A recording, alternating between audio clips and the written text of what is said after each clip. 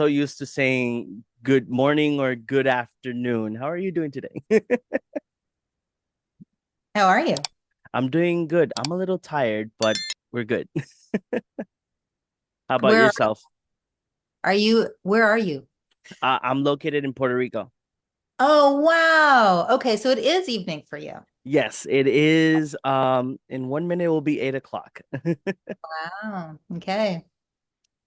Yes. So Sue, today we're going to be talking about 40 Watts from Nowhere, your upcoming film. How excited are you about the release? I am nervous about the release. I mean, I think that the pinnacle of excitement for me was getting into Slam Dance. And since then, it has been an emotional roller coaster. Just the anxiety of how are people going to like it? Like I had a friends and family screening last August, and that went really, really well. But those are friends and family, right? And then we get into Slam Dance and like, yay, everybody loves it. But now it's like, oh my God, we have like 600, 600 seats to fill. And then I'm really going to see like, do people like it? So it is exciting. I've never made a movie before. I've never done anything like this before, never been to a film fest. So um, we're about to see.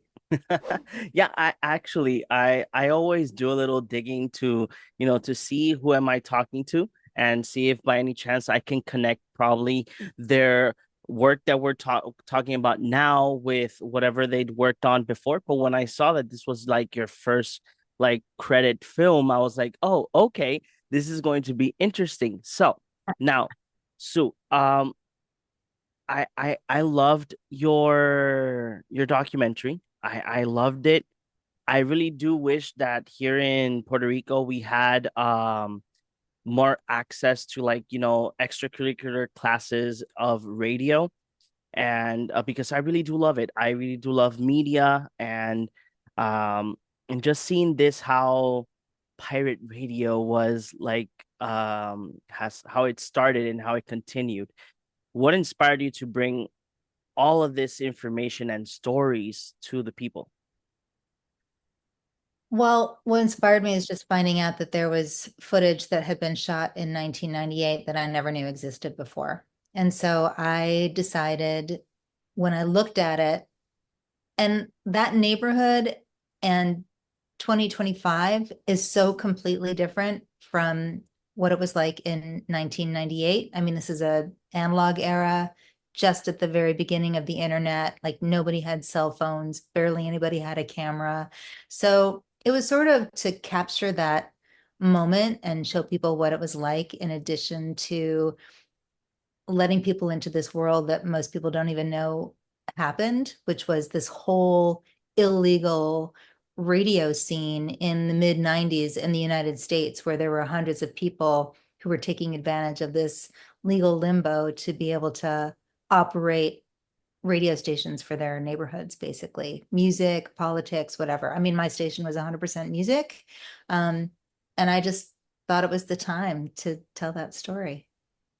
And I know that in the documentary we do see it, but what inspired you to do the music station? Especially the fact that I love the 90s so much and those eras because back in the day we would need to build our own stuff sometimes. So I loved when you're like explaining in the video how somebody was helping you out, like explaining to you how to build a board or how to do the transmitter. I'm like, yes, that's why Radio Shack existed back in the day. Um, but what inspired you to do the radio station at first? I know you explained it in the documentary, but I would like the people to know as well here, like a little glimpse of what they expect in the film. I would say it is a very simple explanation. The radio sucked, right? I thought I could do a better job. And so that is really what it comes down to. I thought I could do a better job, even though I had almost no music in my record collection. I thought I could do a better job, even though I had no idea how radio stations worked. I just happened to get in touch with somebody who could answer those questions for me, gave me this kit. It was literally like a 9 by 12 manila envelope that had a bunch of like little like gizmos in it and the circuit board and a schematic, and they just handed it off and like, here you go. And then I did a horrible job. It didn't work. But then all these people sort of came out of the woodwork to help me get on air, because there's a lot of people who had a similar fantasy about being able to do a better job than what the commercial radio stations were doing. And it just grew from there. I mean, there's a lot of problems with with running an illegal radio station. It's nice to have like tech support. Like, Matt, look at me. Do I look like tech support? I mean, you learn this stuff, right? So, but that's how it all kind of came about. It was just not liking what was on the big boy radio stations, you know? No, yeah, I in 1998, I was 8 years old, so I was in that era where cassette players, vinyl was still kind of popular. But now, while watching the documentary, I did notice that there's a lot of like archival footage that you're using. Was it that you had a camera and constantly recording the process of your of when you were doing the radio station back in the day? No, I am not a visual person, just generally speaking. That was not my camera that shot that footage. It was one of the DJs who happened to buy one of the first commercially available, like mini digital video cameras, and he started shooting. He was a native of Los Angeles. I just kind of like rode into town and set this thing up, and he was like, I've never heard of anybody doing this in Los Angeles before. I'm just going to start to document it. And that's where that footage came from. He thought he was going to make a documentary back then. That did not happen. He took the tapes, he put them in a box, and he put them in his garage, and he was about to throw them out. And then he reached out to me and said, Hey, I've got this, you know? And when I looked through it, that's when I thought that I should be making a movie. And then there's a lot of other like archival stuff from that era that I sourced from a bunch of different places, you know, that sort of showed more of the scene. I mean, as much as he was in the station and talking to people as they were DJing, he also got a lot of what was actually happening in the community, and just riding around on the back of my motorcycle with his camera, like just shooting the street scene, Sunset Boulevard in Los Angeles. Um, but there was still more that we needed to get. So just finding the other people, the rare person who also had mini camera, and they were shooting like live shows and neighborhood shows and different things that were happening. How challenging was it to find the other archival footage from the other DJs that got to work with you? Was it challenging, or at least you had some contact still with them? I had contact with some people. It was mostly people who had posted little snippets here and there online, and I just happened to find it, and then getting in touch with them and asking if they would let me use it, and then finding out through them there was somebody else who actually had been shooting, and get in touch with them. It was a really small community, and so they everybody knew who had footage, and apparently many people have attempted to make a movie just about the local music scene in that neighborhood at that time, and it's never happened.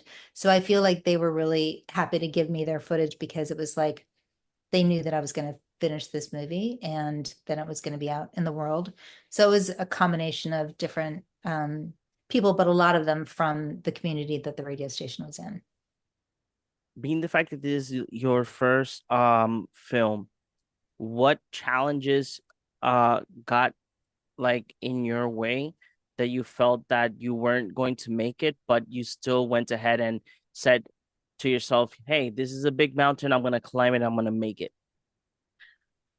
You know, in an ideal world, I would have hired like a camera person, like a real camera person who had lights and like could do all that stuff. But I was a one woman show. I just knew that I didn't have it in, because it was self-financed, that I didn't have it in the budget to be hiring people. And here in Los Angeles, you know, people might give you like a lower rate. That lower rate is still more than my hourly rate that I make as a journalist in Los Angeles. So I mean, in an ideal world, I probably would have tried to figure out how to work with a more professional camera person for some of the interviews that I did. And some of the money that I threw away on like trying to make the footage higher quality using artificial intelligence, which cost a lot and turned out to be pretty crappy. Um, that money I could have used to, like, ironically, when you're talking about looking back, that's, I would have liked to have known that. Where did I choose to spend money? Where did I cheap out? But it's authentic, it's very DIY. If I hadn't decided to actually do these interviews myself, it would never have happened, you know? Nobody No, was knocking at the door and saying, "Hey, I want to make this movie." no, but that's still amazing. I'm friends with a lot of filmmakers from here in Puerto Rico, and they always tell me like, hey, we do sometimes get like assistance with small amounts of money, but we try our best to work with it, and we sometimes have to pay things out of our pocket, but just to make it happen, we make it happen. And it is nice that it's that you can say that it's how can I the words I'm trying to look is that it's yours, that it's 100% yours, and it's your vision. And what challenges did you, besides budget and figuring out what expenses would have been, what choices and expenses would have been better, what other challenges did you get to have while doing the production?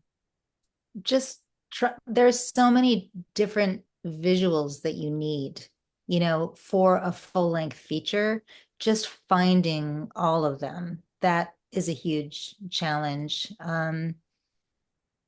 Yeah, and then getting permission to use all of those. It's when people watch a movie, like you're just along for the ride. That's the way I've always watched movies. I've never like looked at it like frame by frame and Hmm. seen all the layers of work that go into every single shot that is in the movie. I have so much more appreciation for that now, and hopefully people aren't aware of that as they're watching. Hopefully, as you're watching, you're just thinking, oh, that's cool. That's fun. That made me laugh. That's what I want. But when I look at it, I'm like, oh God, that was so hard. And how did you feel while you were going through basically memory lane, reliving all these moments when you had the station? How did it make you feel? And did you find any other like hidden gems that you were like, oh, I got to do that? Well, I think my biggest feeling is just pride and kind of surprise that I did that, like from my perspective at this age, 30 years later, I would never do that. So just sort of marveling at the chutzpah of like being a young woman with nothing to lose and just deciding to do something crazy and then have it work. Um, there's also when you look at old footage of yourself, you're like, oh, I actually was pretty. Like nobody ever thinks that they're attractive when you know what I mean? Like it's so weird. Like when you're young, you don't appreciate it. And then like when you're older and you're looking back, you're like, all right, yeah, that wasn't bad. So yeah. And then just how how much fun everybody seemed to be having. You know what I mean? I think that that really comes across. Just that joie de vivre, that's really fun to see.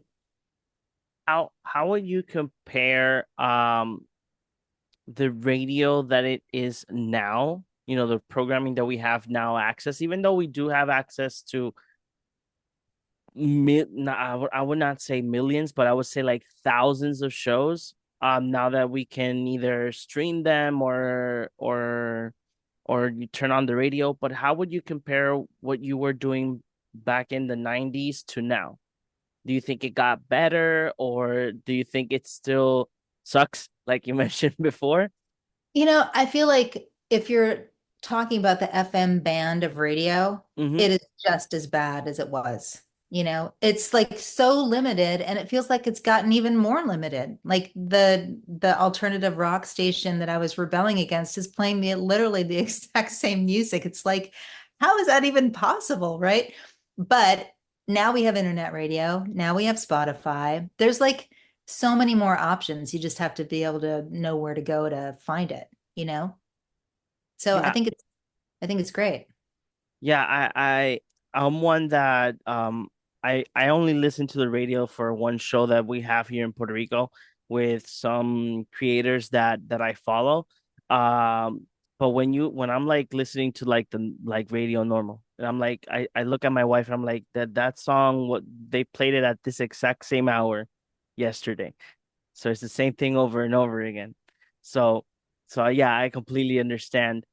And would you take um will you take like another project? Do you think that you have now that you have this film, do you think that you would take on a challenge again to make another project to see, probably, I don't know, document another type of story of another radio station that was like this, or do you think that this is a one and done? You're asking me at a time when the answer is definitely one and done. Okay. It is a lot. Like my boyfriend keeps telling me, he's just like, but you paid for it all yourself. Like you're a one-woman show. I mean, not really, because I had a whole team that like made this be as amazing as it is, but somebody else would have to pay for it. I was also working full time as I was making this movie. So a lot of things would have to be different. And it would have to really be a story that I felt was just as unique and fun, because I think I would want to have fun next time, like more. I don't know. I mean, it has to be like this perfect combination of things, like the right story and the right people and the right money. And like, I can't do it the way that I did it this time. I'm very, very happy with the way that it's turned out. I actually think that it's pretty kick-ass. Um, and there's also magic to that too, right? Like, would I even be as successful a second time? There's something about just doing it, like just groping your way through and then having it work out, which is the exact same thing as what happened with the radio station that I'm documenting in this film. So they've both sort of been very similar and had very similar endpoints. And it's hard for me to imagine another story that I would take on in this way. And do you, being the fact that you went through through this memory lane, you did mention to me that you are a journalist now. Do you miss being in the radio?